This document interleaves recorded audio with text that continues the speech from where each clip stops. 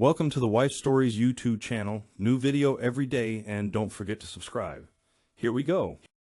I see it first. That new tattoo on the left side of her collarbone. A slender swirl in black ink, gleaming under the neon lights. I don't remember her ever talking about getting one. She's never been spontaneous with tattoos. She always planned them, discussed them, weighed pros and cons. But this time, she just got it. Apparently on a whim. And it's not for me.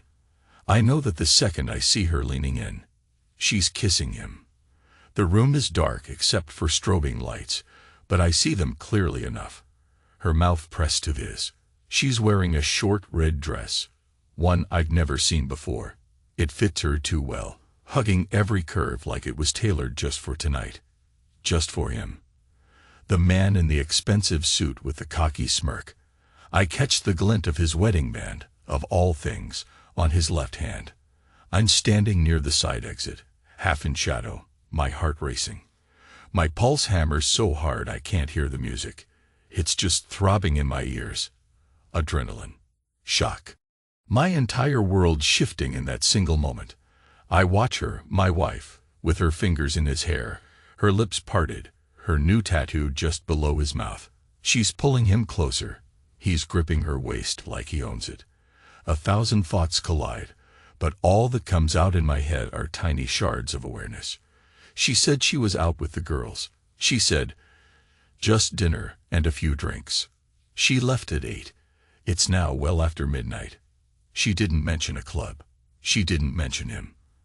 And I see that dress, that swirl of black ink on her skin, and I realize I know nothing about her anymore. I want to burst forward, but my legs feel paralyzed. I can't do it, can't cause a scene, can't tear them apart. For a moment, the primal urge is unstoppable. My fists tighten, but then I let out a slow exhale. Focus. I am not that man. I won't be that man. Instead, I slip away. My exit is quiet. I push the side door, and cold night air hits me like a slap. All the bright noise and pounding bass fade behind me. I keep walking until I reach my car. There, I rest my forehead against the steering wheel, taking quick, panicked breaths. My pulse is still jacked, as if I ran a marathon. I open my eyes and see the reflection of my own face in the windshield. Disbelief, anger, heartbreak etched in every line. I can't figure out how to breathe normally. So I inhale, slowly, then exhale. One more time. I do that over and over, until I feel some semblance of control. A dark thought flickers. This is real. She's betraying me. But I won't lash out. Not now. I'll remember. I'll plan. Because that's who I am. I gather facts. I confirm them. And I decide. So I start the engine, still shaky, and drive home in silence. My phone buzzes a few times. I glance at it, her name on the screen. I ignore it. I need this quiet to survive the next few hours. An hour later, I'm home. The house is dark, the living room lit only by the faint glow of the street lamp through the window. I lock the door behind me. It feels symbolic, as if by locking it, I can keep out the truth. But the truth is already inside. I go to the kitchen, turn on a dim light. Her coffee cup from earlier is still there. Lipstick stain on the rim, fading pink. She set it down in a hurry. Said she was meeting the girls, gave me a quick peck on the cheek, then vanished. A typical routine. But now that memory is cut in half by the image of her with that man, kissing him like I don't exist. I pour myself a glass of water. My hand trembles so much, I barely keep the water from sloshing over the sides. Then I force myself to sit at the table, my heart's still running a race. I stare at the clock on the microwave. It's 2:07 a.m. I decide I won't mention anything tonight. Let her come in. Let her speak. Let her lie. And then I'll see if she has any intention of telling me the truth. My phone is face down on the table, still glowing occasionally with her messages or missed calls. I turn it over to check. 3 messages from Sarah. One missed call. The first text, still out with the girls, be home soon. The second, you up. The third, I love you. I close my eyes. I love you. She had time to text me that while I was watching her lips on another man. It's obscene. I open the phone camera roll. I manage to snap a picture, out of pure reflex. It's grainy and dark, but you can see them. You can see her new tattoo near his face as she leans in. You can see the ring on his finger. This digital proof glows in my hands, scorching my mind. I wait. Minutes drag, turning into an hour. My eyelids feel heavy, but I stay awake, my thoughts swirling with ice-cold clarity. The handle of the front door finally turns at around 3:15 a.m. She enters. Red dress, high heels, hair tousled. There's sweat on her brow, and that swirl of ink is more visible than ever.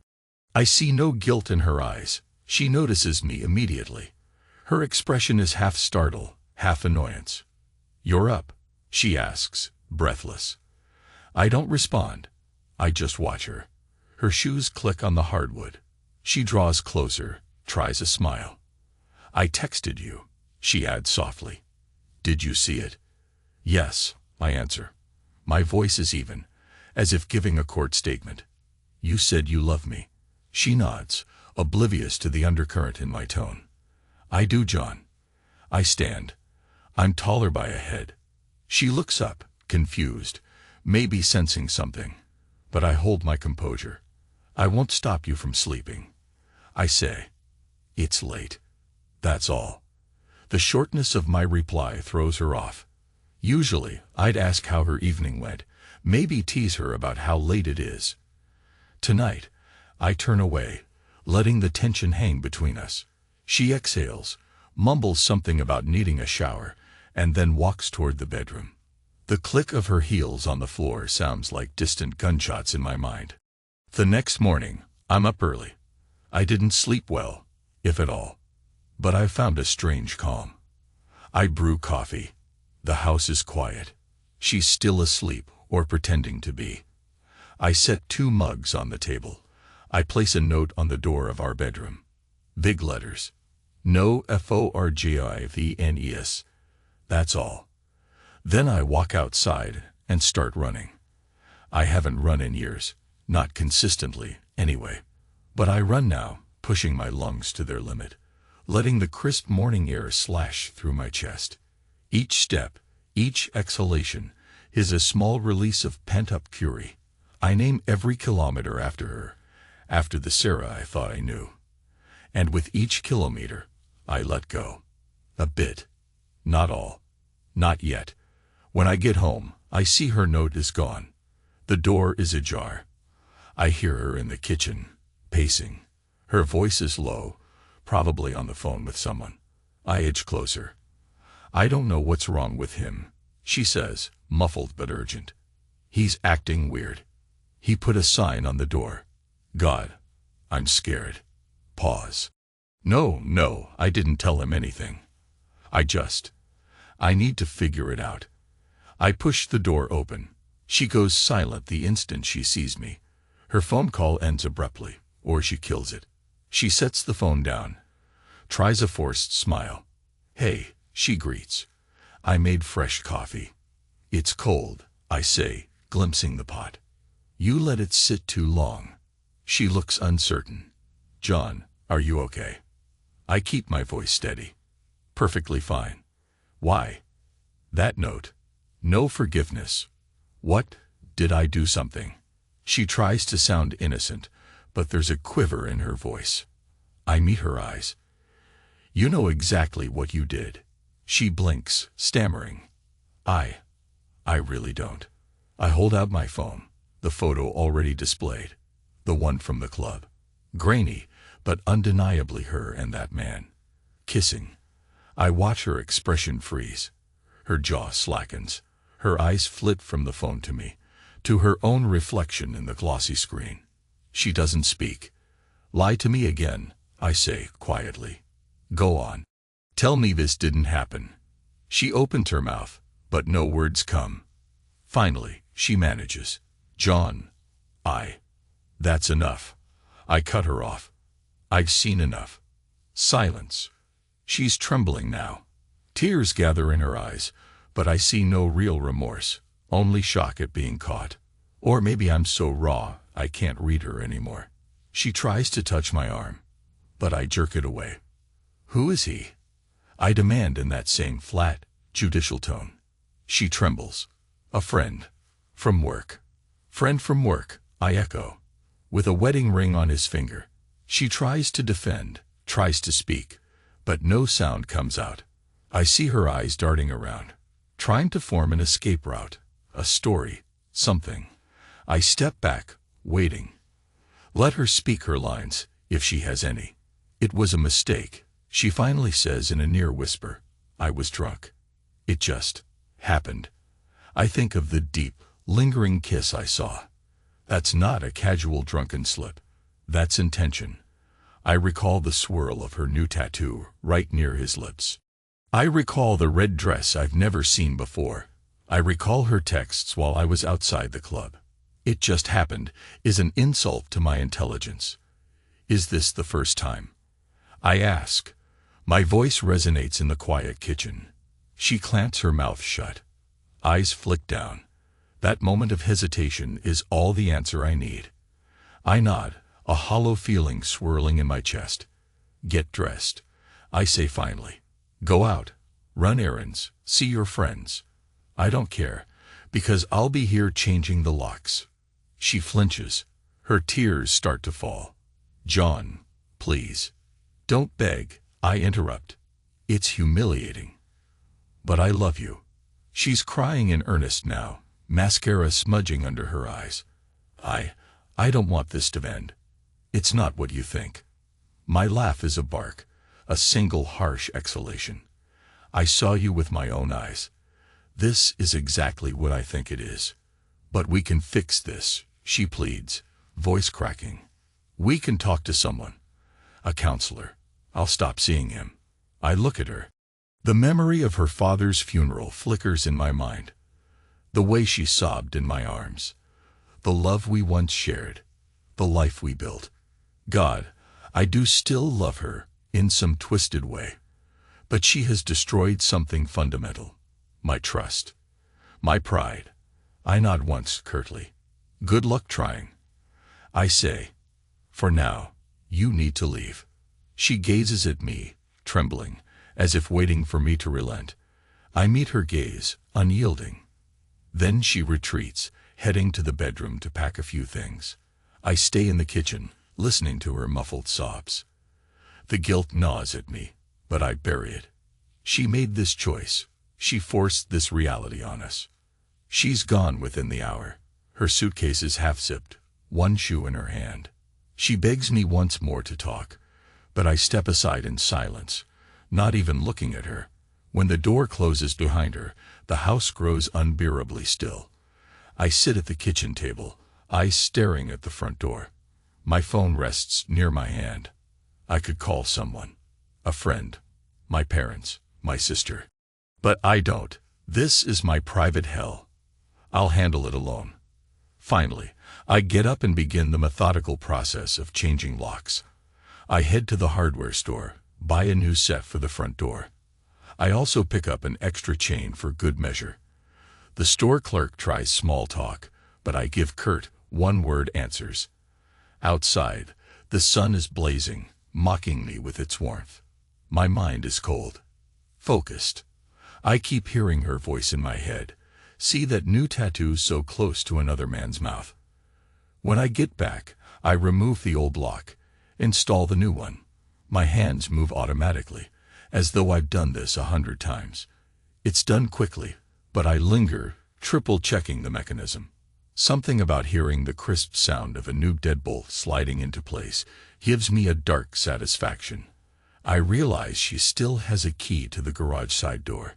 I go there next, switching out that lock, too. And so on, until every door in the house is secure. By the time I'm done, I've sweat through my shirt. But the house is mine for now. She can't just walk in. If she wants back in, she'll have to knock, or beg. And I'm in no mood for either. Days pass. She calls constantly. I rarely pick up. When I do, it's to say something short and final. We have nothing to discuss except how to divide bills. I speak like I'm in a courtroom. She tries to cry or reason, but I hang up. It's the only way I maintain my composure, my sense of self. During these days, I start my morning runs. I push myself further each time, letting the pounding of my feet on asphalt carry away fragments of my rage. I label each kilometer with her name. Sarah, Sarah, Sarah, like an exorcism. My breathing becomes steadier, my mind clearer. My coworkers notice I'm quieter than usual, but they don't pry. They assume I'm under a deadline. In a way, they're right. I have a deadline with my own sanity. One evening, I return from a run and find a printed photo slipped under the door. It's a snapshot of me and her on our wedding day, smiling like a perfect, happy couple. On the back, in her handwriting, is a single sentence. Please remember how much we meant. I stare at that photo. So many memories. The vow I made, the life we promised each other. The picture feels like a ghost. I walk into the kitchen, find a magnet, and stick it to the fridge. Then I tear a piece of paper and write in bold letters, "Not anymore." I slap that note next to it. I think of sending her a text, something scathing. Instead, I stay silent. She'll see that I saw her attempt. That's enough. Late that night, I'm flipping channels mindlessly, trying to drown the thoughts. The lamp in the corner flickers. I hear a light knocking on the front door. My entire body tenses. I glance at my phone. 11:48 p.m. Could it be her? I kill the TV, approach the door. She's there, standing outside, shoulders hunched. I see her silhouette through the frosted glass. She knocks again, softer this time. I open the door but keep the chain in place. Yes, she's dressed in jeans and a hoodie, so unlike her usual carefully curated outfits. She looks exhausted, eyes puffy, hair a mess. "John," she whispers, "can I come in?" "No." A pause. She wraps her arms around herself, tears forming. "Can we talk?" She tries again. "Please." I let out a slow breath. There's nothing left to say. My voice is calm, almost too calm. "You made a choice. I'm living with it. So can you." Her face contorts in pain. "Don't say that," she pleads. "Don't act like I'm some monster. I'm still your wife." "Legally, yes," I answer. "But that's about to change." She whites her cheeks. "John, I messed up. I'm begging you." I hold up a hand. "You used to say you hated begging. Called it humiliating." Her jaw trembles. "It is humiliating. But I'll do it, if it means you'll let me in." I shake my head. There's no more room for humiliation in this house. "Go." She stifles a sob, tries to form words, but I close the door. Slowly, deliberately. I lock it. I hear her muffled crying outside for a minute, maybe two. Then footsteps retreat. My chest feels like stone. This is what it is to be strong, right? This is what it is to protect yourself. So why do I feel like I'm being crushed from the inside? I shuffle back to the couch. I don't turn the TV on. I just stare at the dark screen, listening to my own breathing. For a moment, I wonder if I'll fall apart. But I don't, because the image of her with him is etched too clearly in my brain. I cling to that betrayal like a shield. She can't wound me further if I never let her back in. The next day, I decide to gather everything that reminds me of her. Framed photos, souvenirs from our travels, little notes we once left for each other. I lay them out on the dining table, scanning each item. A part of me wants to burn it all. Another part wants to lock it away. In the end, I pick up our wedding photo, the same one she tried to guilt me with. I slip it into a file folder. Then I print the club photo, the one of her and that man, Kevin, is his name. I enlarge the section where their reflection is caught in a glass of wine or maybe a cocktail. It's grainy but unmistakable. I place both pictures side by side, the wedding memory and the betrayal. Then I set them down on the table in plain view, like evidence in a trial. I recall her telling me once that honesty was the foundation of marriage. The irony scrapes at my nerves. I imagine her seeing these side by side, forced to face the stark difference. Maybe it will break her, maybe it won't. I no longer care. That evening, I prop the enlarged cheating photo on the kitchen counter, along with a note that says, "I know." Then I slip out for my run. Usually, I run in the morning, but tonight I need the release again. Another exorcism. The air is hot and stifling, but I sprint until my lungs burn. When I return, I find nothing. She hasn't come by. Maybe she saw it and left. Maybe not. It doesn't matter. I shower in silence, letting the scalding water scald my anger. Later, I fall into a restless sleep on the couch. In the following days, she tries everything. She calls my phone, leaves voicemails of her crying. She sends texts that say, "I'm sorry, I love you," repeated in different ways. She tries anger, tries to blame me for being distant. Then she swings back to apologies, writing long paragraphs about how she's lost herself since her dad died. She references the swirl tattoo, claiming it symbolizes new beginnings, and how she felt empty inside. I read them all, ignoring the pang of guilt. Then I delete them. Because a swirl of ink didn't make her cheat. She made that choice. She can keep her explanations. At work, my performance is borderline robotic. I do my tasks with cool efficiency. My colleagues glance at me with curiosity, but I maintain a barrier of polite formality. My boss compliments me on my newfound discipline. If only he knew. Nights are the worst, when the house is quiet, and I'm alone with my thoughts. I think of her body next to mine, her breath on my neck. I think of the comfortable routines we had. Then I recall that single moment in the club. Red dress, swirling lights, her mouth hungry on his. My love for her and my disgust fuse into a ball of confusion in my gut. I suspect that's how heartbreak works. You can't just flip a switch. Even when the mind says, "Stop caring," the heart keeps hammering on the locked door. One afternoon, she comes by while I'm at work. I know this because I see her text. "I left something at the door. Please look." When I get home, I find a small box. Inside is a letter. And a ring. Her wedding band. I read the letter. It's disjointed, raw, scrawled in her looping handwriting.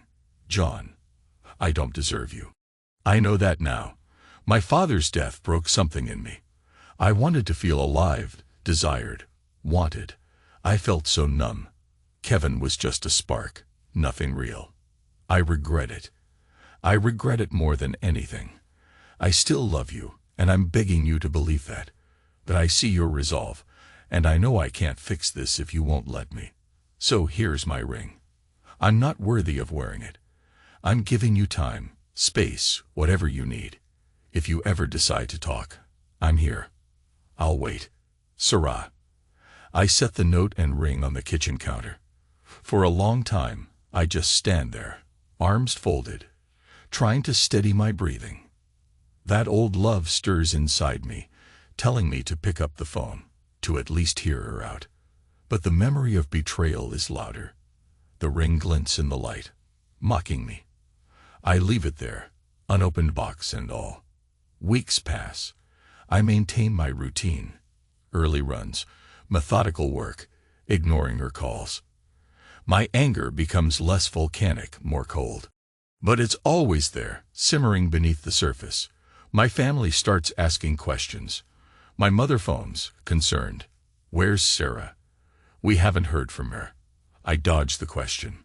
My father calls, worried about me. I hold back the truth. I can't face the pity in their voices. One evening, on a whim, I call a friend of mine, Peter. I haven't told anyone what's happened, but I need some contact. We meet at a bar. It's subdued, with an older crowd, jazz playing softly. Perfect for two middle-aged men to talk. He sees my expression, picks up on my tension. "What's going on?" he asks. I swallow, consider telling him everything. But the words jam up in my throat. Instead, I just say, marriage is falling apart. He nods slowly, respecting my hesitation. I'm sorry to hear that. We sip our drinks in silence for a while. Eventually, he murmurs, Sarah's a good woman. You two always seemed happy. I close my eyes, pressing my lips together. Not anymore. I manage. Peter just sets his hand on my shoulder, a silent gesture of support. That's all I need. We shift the conversation to generalities, work, sports. But an undercurrent of tension remains. When we part ways, he says quietly, whatever it is, John, I hope you heal. I give him a curt nod, uncertain if that's possible. On a sweltering Tuesday afternoon, my phone vibrates with a number I don't recognize. I pick it up warily. Hello, I say. A man's voice responds. John Anderson. Yes. This is Kevin Roberts. The name hits me like an electric shock. The lover. The man with the ring. My hand grips the phone tighter. You have some nerve calling me. My tone is dangerously low. He sighs. I know it, but I need to talk to you, man to man. I almost laugh. Man to man. You slept with my wife. There's nothing to discuss. He hesitates, the line crackling. Then, it wasn't supposed to happen like this. Look, I'm married. I have kids. I never meant to break up your life. You have children, I repeat. Does your wife know about your extracurricular hobbies? A shaky exhale. Not yet. And I'm trying to fix it before she does. Listen, I want to meet in person. I'd rather do this face to face. Rage flares in me, hot and bright. You think I'd want to see your face? After what you did? Please, he says, this situation is destroying me. I just want a chance to apologize. I cut in, voice steady, icy. Or to justify yourself. He's silent for a moment, then says, I want to apologize. We got carried away. I never meant for it to. Save it, I snap. I don't care about your regrets, or what you meant, or how you feel. You two made a choice. Now you both live with it. I'm about to hang up when he blurts, she still loves you, you know. She talked about you all the time. She said you were a good man. A hollow pain hits my chest. Don't mention my name ever again, I say, sounding almost calm. And don't call me. Next time, I will tell your wife. I hang up. My hand shakes for a good 10 minutes. That night, I can't sleep. His voice keeps echoing in my head. She still loves you. Another wave of confusion, bitterness. I find myself opening a closet and yanking out old photo albums, flipping through pictures from our younger days. There's one shot of us at the lake in Texas, me wearing a silly grin, her with a sun hat, both of us so happy. Back then, we believed we were unbreakable. I slammed the album shut. That world doesn't exist anymore. A few days later, I come home to find a small envelope tucked into the doorframe. It's from Sarah. Inside is a single piece of paper and a Polaroid. The Polaroid is of her standing at some newly designed interior space, a stylish lounge, presumably one of her freelance projects. On the back, she's written, I'm trying to focus on work, just like you taught me. The note reads, I'm not giving up on you. If you hate me, fine. But you should know that I told Kevin never to contact me again. That it's over. I know that doesn't fix anything, but I had to say it. I made a mistake, and I'll carry that. Just remember I was the girl you chose once.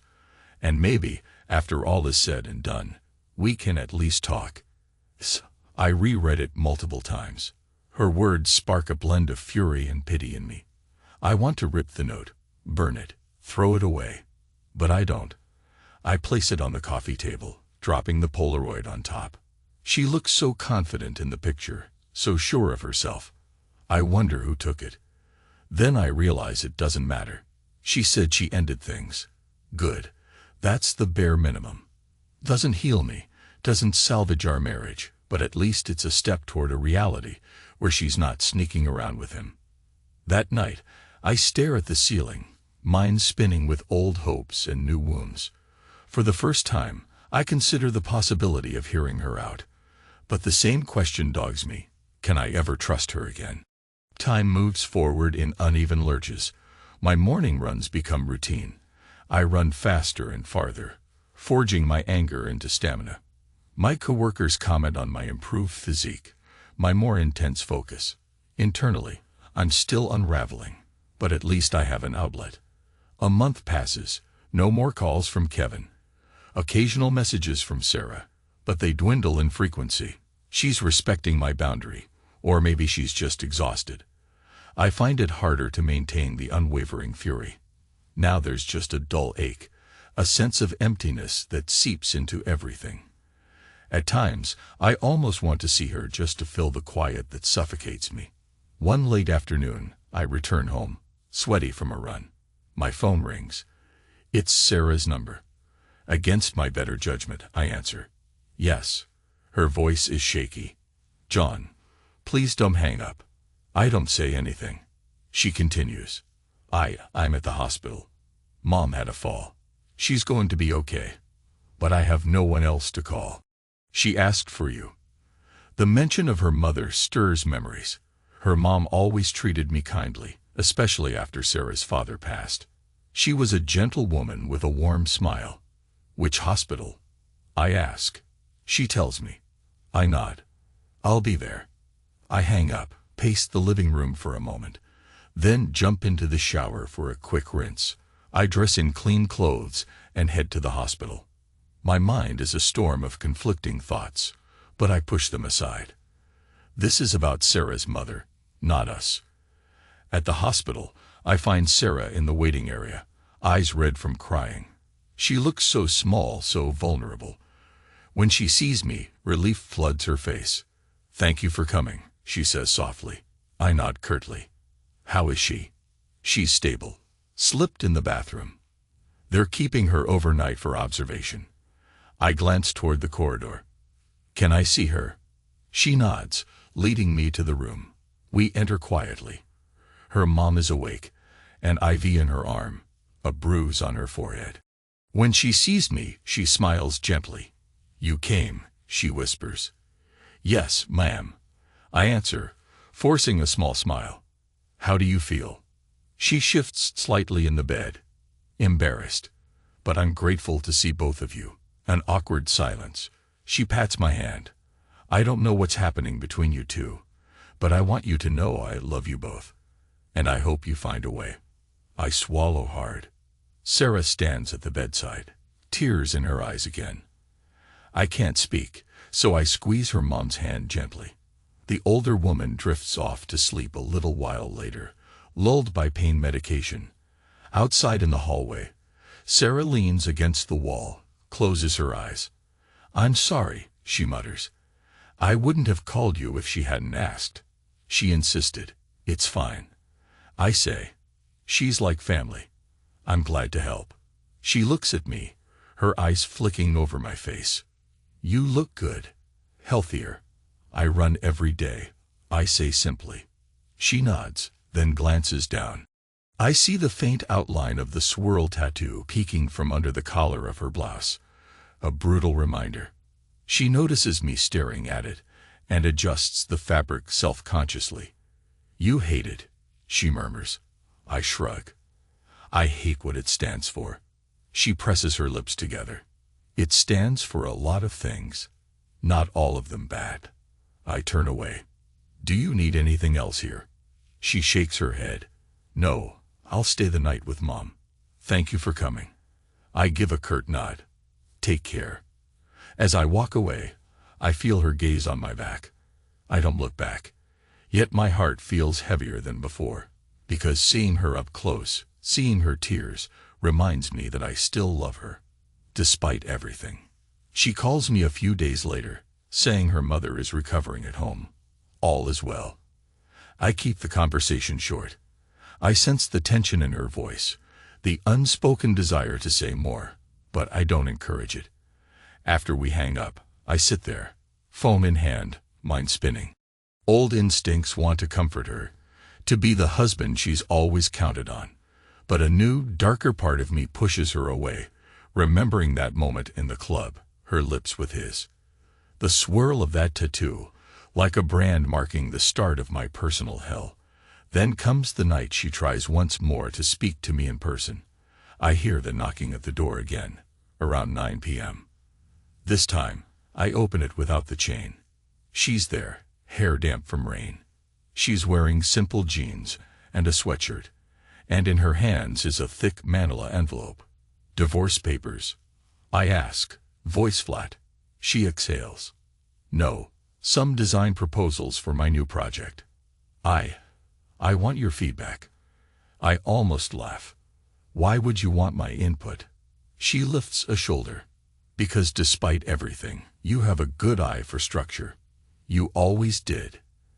And I want to show you that I'm working on myself, on my career. That I'm not floating around in that chaos anymore. I look at her for a long beat. Rain trickles down her cheeks, or maybe tears, I can't tell.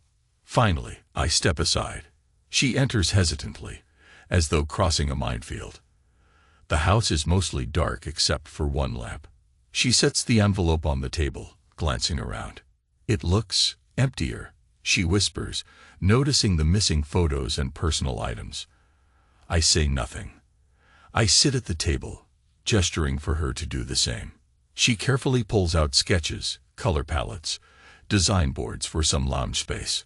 I flip through them with a critical eye, half of me annoyed that she's doing this. The other half is strangely comforted by the normalcy of it. Me giving her constructive opinions. We talk about layout, lighting, furniture arrangement. Our voices are subdued, polite, almost like colleagues. After a while, I set the sketches down. They're good, I say evenly. You've got a strong sense of flow. Just be careful with that overhead lighting. It might create harsh shadows. She nods, biting her lip. Thank you. An awkward silence. She looks around again, noticing the new locks on the doors. She swallows. How long are we going to live like strangers, John? I close my eyes, steel in myself. We are strangers, Sarah. You made sure of that. She winces. I'm sorry. I push back from the table. You should go. She stands as well, face tight with pain. Right. I'm sorry. She starts gathering her papers, hands shaking. On impulse, I stand and grab a few that slip to the floor. Our fingers brush, and the electric jolt stabs at my heart. She jerks her hand away, eyes shining with tears. I step back. I'm sorry, I mutter, though I'm not sure for what. She hugs the envelope to her chest. I'll leave. But before she does, she looks at me with eyes full of longing. Even if you don't believe me, I still love you. I never stopped. I can't bring myself to speak. She takes that as an answer, turns away, and walks out the door into the rainy night. Once again, I lock the door behind her, feeling the weight of it like a final blow. Eventually, the tension becomes a cold standoff. She no longer tries to come by unannounced. I no longer check her messages. Days bleed into weeks. The calls from her mother, ironically, increase. She's recovering well, wants to invite me for dinner. I make excuses, not ready to face Sarah in that domestic setting. My father calls, wondering if we're planning to visit for Thanksgiving. I dodge again, telling him work is insane. I keep running, every day religiously. The miles get longer, my pace quicker. That daily purge is the only time I feel somewhat clear-headed. People at work comment that I look leaner, more muscled. I respond with neutral thanks. Inside, I'm still roiling with betrayal. But on the outside, I'm calm, like a man behind glass. Months later, I file for legal separation. I draft the documents, gather the financial statements, and send them to her. She tries to call me, but I let it go to voicemail. She sends a text. I got the papers. Is this really it? Are we done? I stare at that message for a long time. My heart clenches. but I reply with a single word, yes. Then I mute my phone. That night, I don't sleep a wink. I pace the house, remembering how we moved in here, fresh with hope and love. Now, I'm a ghost, wandering the silent rooms. The next morning, I find a package at my door. Inside is a large envelope with all the divorce forms, plus a note. If you're set on this, I won't fight. But I can't pretend I don't want to fix what we had. I open the envelope, see that she hasn't signed. Instead, she's left her signature line blank, a single line on the page. I feel fury rising. Or maybe it's heartbreak. She's forcing me to face her, maybe. For a moment, I consider forging her signature, finalizing it without her. But that's not me. I toss the envelope aside, rub my hands over my face. The phone rings again. It's her. This time, I pick up. You didn't sign. I say. She's quiet. I know. Why? Her voice is thick. Because I love you. And I'm hoping. Maybe you can still forgive me. I let out a slow breath, so controlled it's almost lifeless. I told you. There's no forgiveness. Not for what you did. She starts crying quietly on the line. I remain silent, letting her tears hang in the air. Finally, she whispers, "Can we please talk face to face? One last time." I hesitate. Something inside me flickers.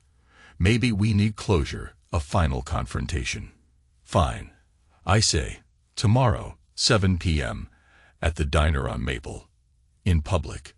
Thank you, she breathes. I hang up without a goodbye.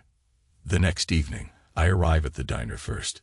It's an old-fashioned place, quiet, with booths lined along the windows. I choose a table near the back. My palms are sweating. I remind myself, this is it, the last conversation. The final verdict. She walks in, glancing around until she spots me. She looks anxious, wearing a simple blouse and jeans, hair pulled back. The swirl tattoo is visible, but subdued. She sits across from me. For a moment, neither of us speaks. A waitress comes, we order coffee. Once we're alone, Sarah places her hands flat on the table, a gesture of surrender. I'm not here to beg. I'm here to be honest. I nod once, waiting. She starts haltingly. I got that tattoo the day before I went to the club with him. I felt lost. After Dad died, I couldn't stop feeling like I was suffocating. I know it's not an excuse. I just want you to know my mindset. I listen, expression neutral. She goes on, voice trembling. Kevin was just someone who made me feel alive for a moment. It wasn't love. It was stupid infatuation. I swear, John, I never wanted to hurt you.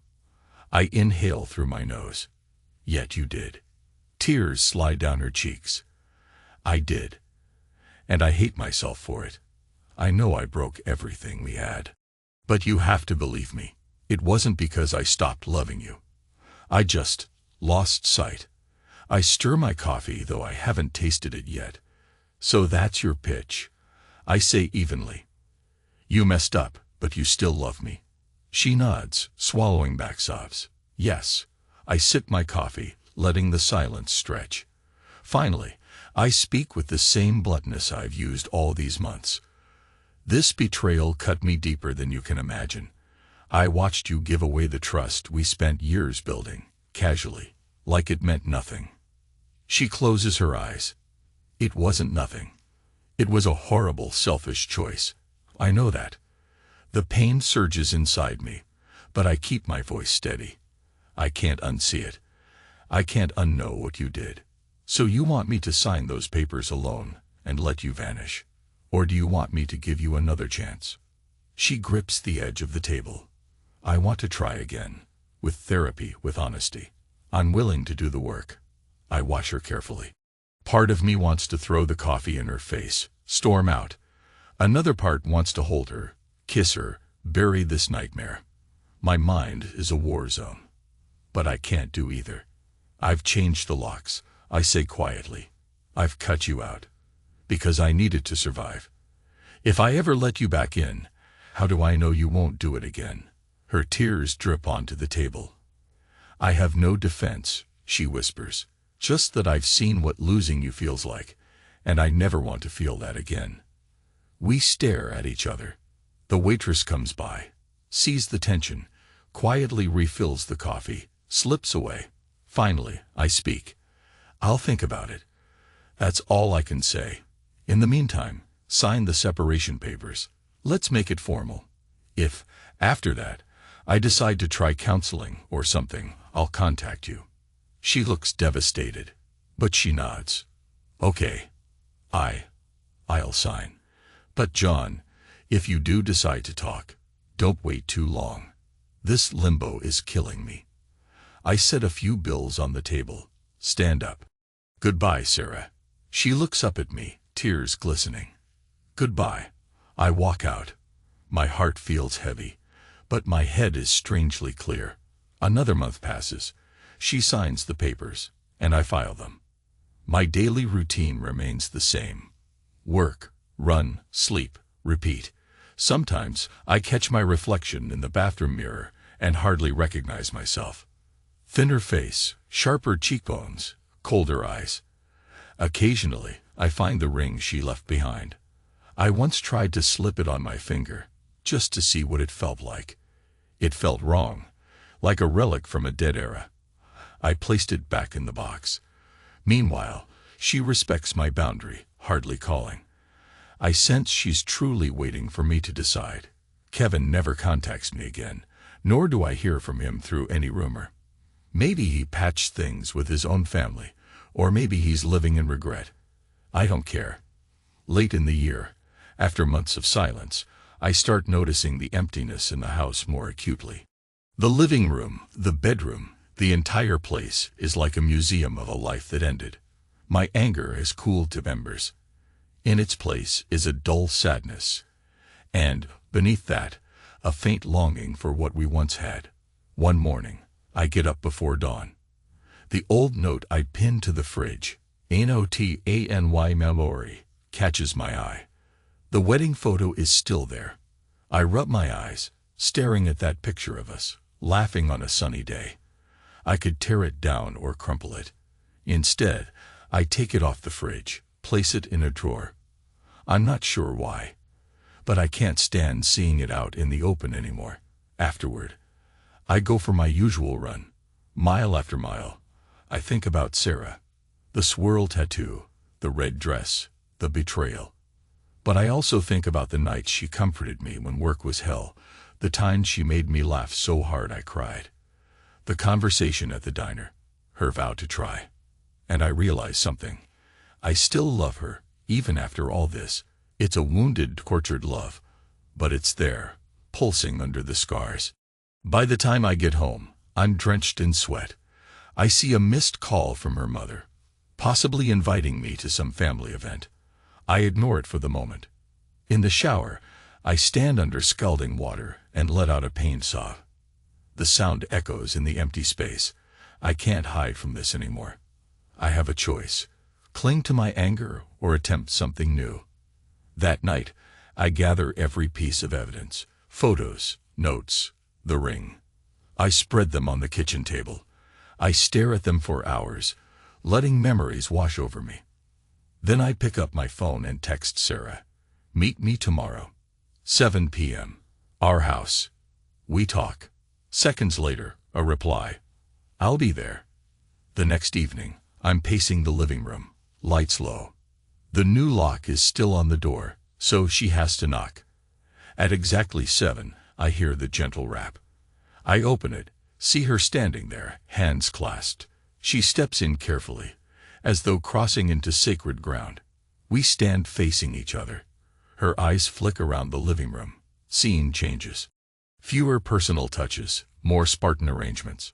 She looks at me. I can see she's terrified, but determined. Thank you for letting me come, she whispers.